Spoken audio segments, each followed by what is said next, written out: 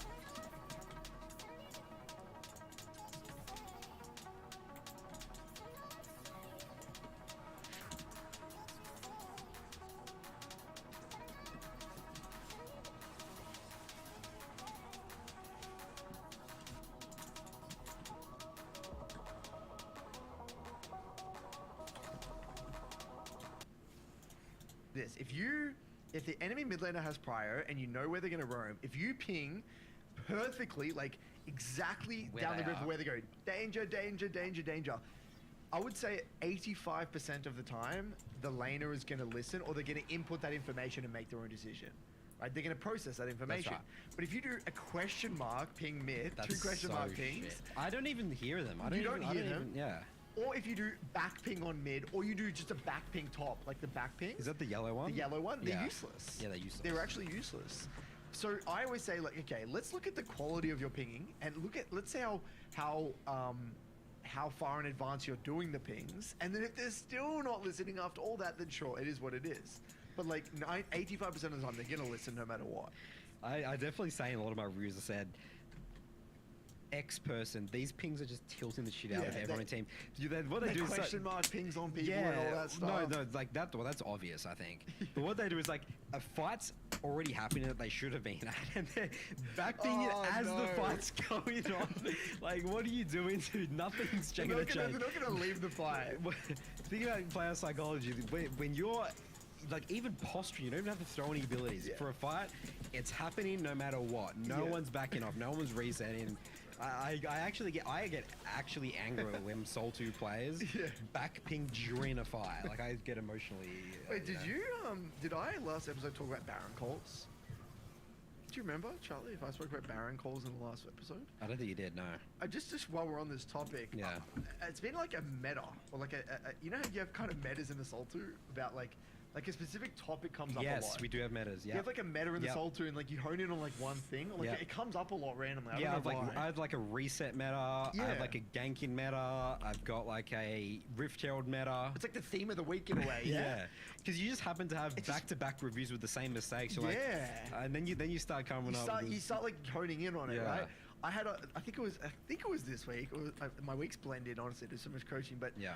I had like a missed Baron call week where like I actually Interesting. spoke a lot about learning how to call Baron, and it's actually a skill. Like learning to see Barons is a skill. I had I think at least 5 or 6 reviews this week where they lost a game because they didn't call for Baron, just didn't call for it when it was a free Baron.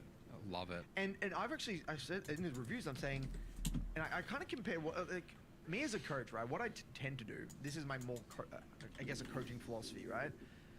First thing I do is I identify their decision. We look at their decision, and then I ask them why. So why did you make this decision, right? Let's say they won a team fight and they went for tier 2 mid over Baron.